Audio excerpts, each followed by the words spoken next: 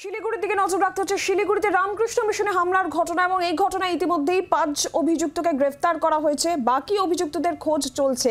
3 দিন পেরিয়ে গিয়েছে, এখনো পর্যন্ত মূল অভিযুক্তকে গ্রেফতার না করতে পারায় প্রশ্নের মুখে পুলিশের বিরুদ্ধে পক্ষপাতিত্বের অভিযোগ করছেন জলপাইগুড়ির বিজেপি প্রার্থী। প্রধানমন্ত্রীকে এই বিষয়ে তিনি জানাবেন বলেও জানিয়েছেন। ঘটনাস্থলেও গিয়েছিলেন জয়ন্ত রায়।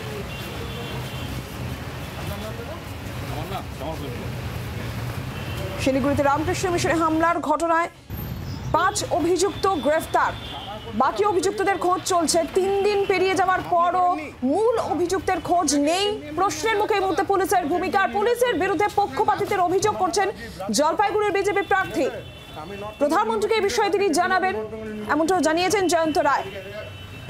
আমাদের সঙ্গে রয়েছেন শিলিগুড়ি থেকে সরাসরি আমাদের প্রতিনিধি নারায়ণ সিংহ রায়। নারায়ণ, মূল অভিযুক্তকে এখনো পর্যন্ত গ্রেফতার করেনি পুলিশ, ঠিক কি বক্তব্য, কি জানাচ্ছে পুলিশ?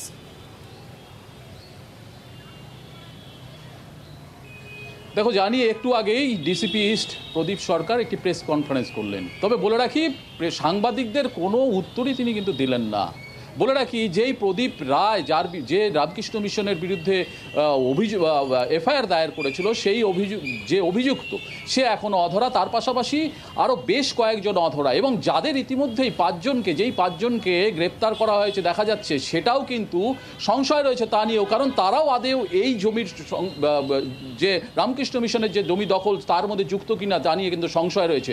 যদিও ডিসিপি ইস্টের বক্তব্য যে প্রদীপ রায়কে খোঁজা হচ্ছে সে অধরা, কিন্তু প্রশ্ন হচ্ছে রামকৃষ্ণ মিশনের থেকে যখন এফআইআর দায়ের করা হয় ভক্তিনগর থানায়, ঠিক তার 1 ঘন্টা পরে এই প্রদীপ রায় সদল বলে কিন্তু রামকৃষ্ণ মিশনের এগেনস্টে ভক্তিনগর থানায় গিয়ে এফআইআর দায়ের করে। তাহলে তখন প্রদীপ রায়কে কেন পুলিশ জিজ্ঞাসাবাদ করলো না বা ধরলো না, এই নিয়েও কিন্তু সদুত্তর ডিসিপি দিতে পারলেন না। তার পাশাপাশি যেই জমিতে সরকারিভাবে বলা হচ্ছে গালা লাগানো হয়েছে, সেটা নিয়েও প্রশ্ন করা হলে যে ডিকে লেখা গালা, তখন পুলিশ বলছে না, ওখানে কোনো গালা লাগানো হয় নাই, পুলিশ তালা লাগিয়েছে সুরক্ষার স্বার্থে।